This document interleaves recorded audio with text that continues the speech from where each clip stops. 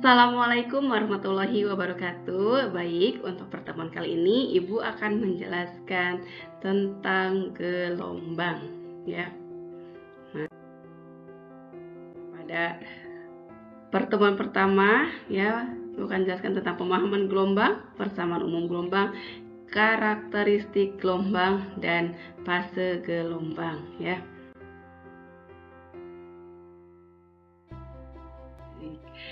Gelombang itu adalah getaran yang merambat. Gelombang dapat dikelompokkan menjadi 3. Yang pertama, berdasarkan arah getar, ada gelombang transversal dan ada gelombang longitudinal. Contoh dari gelombang transversal. Contoh dari gelombang transversal yaitu ada gelombang tali, gelombang cahaya, dan seismik sekunder. Jadi gelombang transversal itu adalah gelombang yang arah rambatnya tegak lurus dengan arah getarannya ya.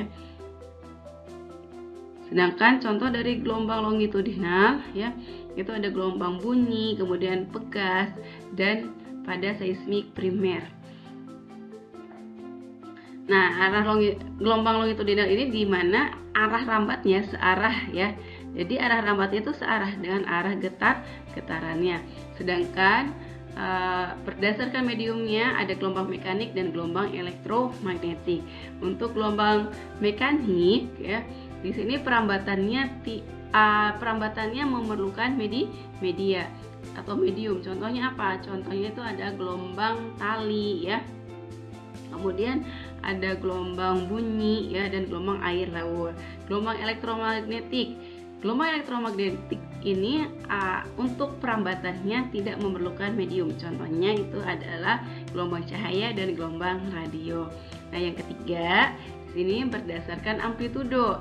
Ada gelombang berjalan dan ada gelombang tegak ya.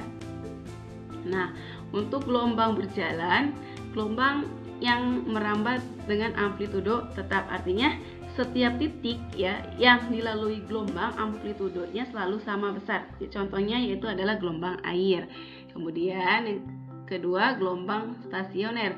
Gelombang stasioner ini tuh adalah perpaduan antara gelombang datang dengan gelombang pantul yang memiliki amplitudo dan frekuensi yang sama, tetapi arah rambatnya berbeda ya. Next, besaran gelombang ya. Ketika ya gelombang itu kan dia merambat dari satu sisi ke sisi lain. Nah, untuk merambat dari satu sisi ke sisi lainnya ya, dia membutuhkan waktu ya.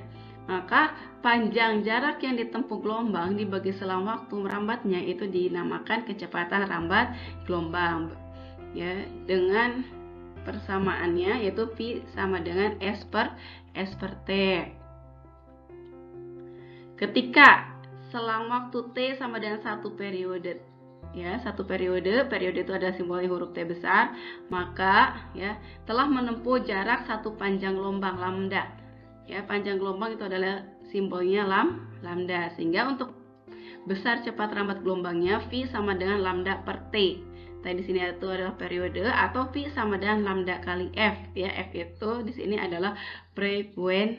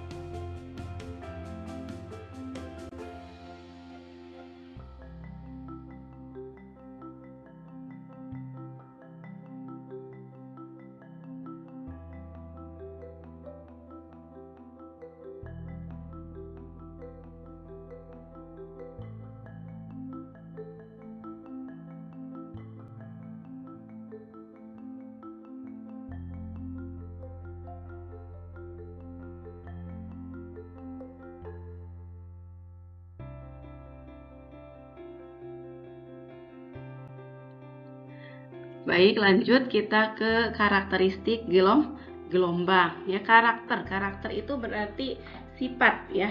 Sifat-sifat dari gelombang atau ciri-ciri yang melekat pada gelombang. Yang pertama, tadi itu gelombang dapat mengalami pembiasan ya, pembiasan atau refraksi. Peristiwa pembelokan arah lintasan gelombang karena melalui dua medium yang berbeda. Karena mediumnya berbeda, maka indeks bias medium juga akan berbeda. Nah, dari indeks medium yang berbeda ini akan memiliki cepat lambat yang berbeda.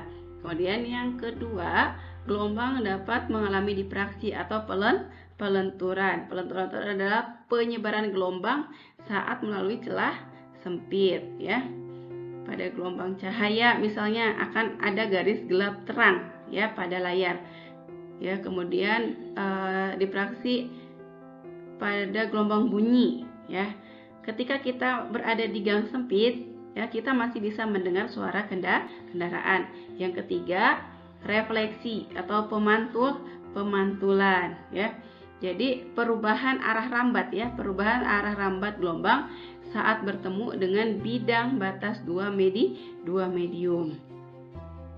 Yang keempat itu dispersi. Dispersi itu adalah penguraian warna polikromatik putih menjadi monokromatik ya, Jadi ketika kita menembakkan cahaya pada prisma, maka pada prisma tersebut kita akan melihat warna-warna pelangi yaitu Mechiko Hibinio.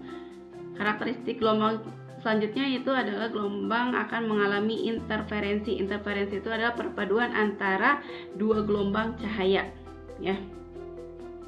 Nah, interferensi ini dapat dibagi dua, ada interferensi konstruktif saling menguatkan dan interferensi destruktif saling melemahkan. Kemudian karakteristik gelombang yang lain yaitu akan mengalami polarisasi. Polarisasi itu apa? Polarisasi itu adalah terserapnya sebagian arah getar gelombang ya. Nah, karakteristik polarisasi ini biasa terjadi pada gelombang transversal. Nah, ini bentuknya gelombang transversal. Ya, gelombang transversal itu terdiri dari bukit dan lembah ya. Di sini istilah-istilahnya ya, ada puncak, ada dasar, ada bukit, ada lembah, ada amplitudo ya. Amplitudo itu apa? Amplitudo itu adalah nilai mutlak. Ya, nilai mutlak simpangan terbesar yang dapat dicapai.